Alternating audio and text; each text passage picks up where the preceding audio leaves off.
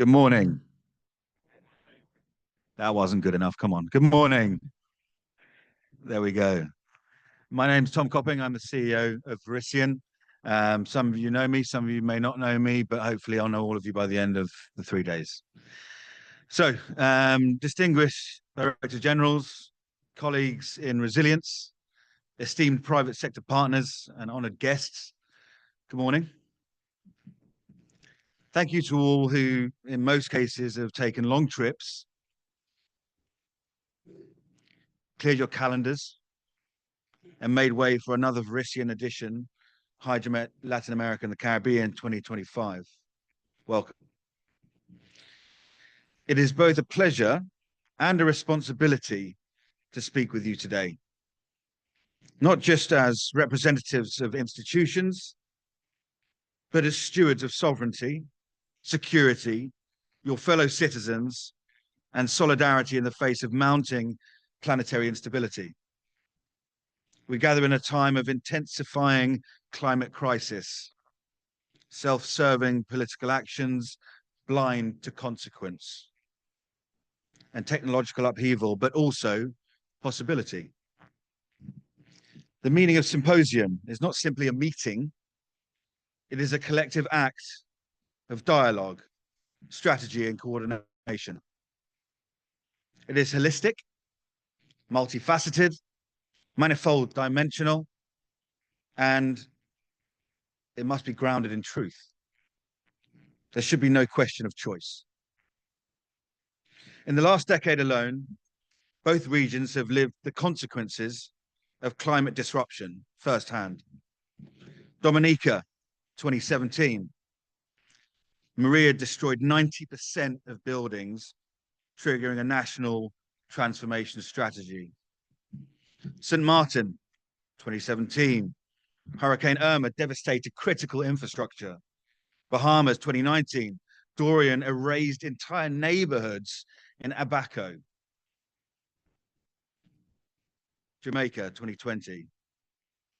Flooding and landslides from tropical storm Eta, forcing mass evacuations. Guyana, 2021. Historic floods inundated 90% of inland areas. Barbados, 2021. Hurricane Elsa struck directly for the first time in over 60 years. Brazil, 2022. Bahia faced catastrophic floods affecting over 60,000 people. Argentina, 2023. Drought-crippled soy and maize exports with follow-on into global markets. We do not need metaphors.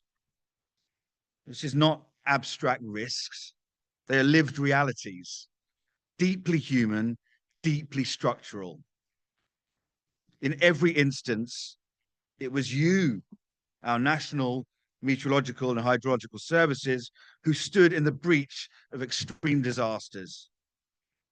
From radar technicians to agrometeorologists, from community alerts to hydrological bulletins, you are the invisible architecture of early warning and early action. Yes, we live in an era of big frameworks.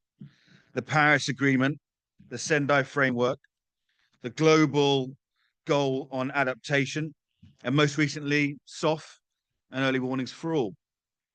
These initiatives matter, but none of them succeed without you. Hydromet sovereignty is not a side note, it's an engine.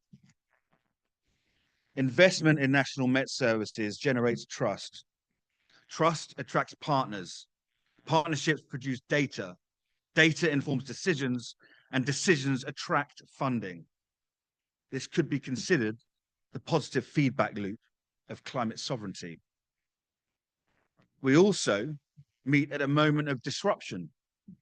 Disruption is not good or bad. It's simply change that you can deem whether or not good or bad. I welcome disruption, for it may be a better way, with collaboration being paramount if there's room to do so. Platforms from Google's Flood Hub to AWS's forecasting models are moving fast. They promise precision, automation, and scale, but they do not have enough ground data. memory, or place, or responsibility. What AI does not know, the microclimate of St. Kitts mountain valleys, La Paz, Bolivia's complex informal water management system, where grey water flows and storm waters converge unpredictably.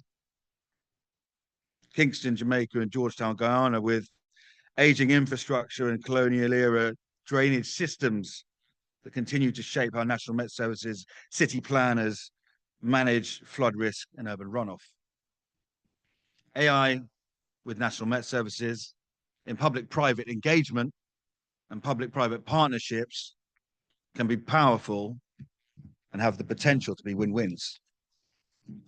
Let me be clear. The private sector is not the adversary, nor is it the savior, but it is the accelerator, with National Met Services being in the driving seat. Together with companies building weather radars, satellite data services, risk analytics, and climate financing mechanisms, we can scale early warning systems, improve parametric weather insurance, and build anticipated structure. It starts with national ownership to give choice of how to use and or distribute its sovereign right in partnerships where wins are all around. This symposium is a strategic assembly, not of talk, but of coordination. Let's break silos. Let it produce not only recommendations, but future proposals. Not just declarations of pseudo potentialities, but partnerships.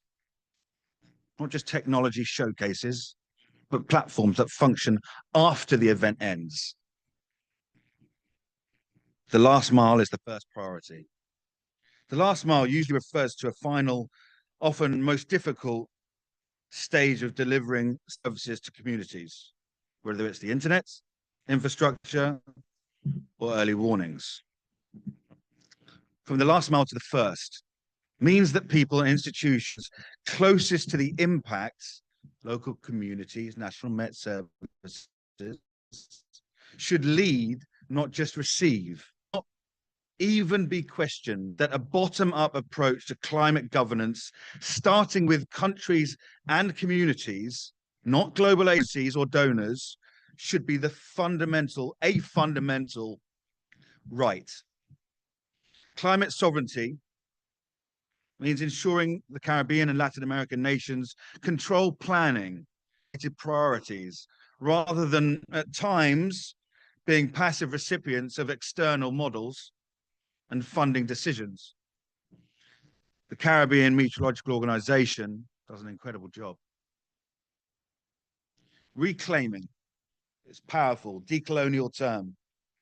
It implies that something essential, agency, voice, authority, has been suppressed and now must be reasserted, if not already.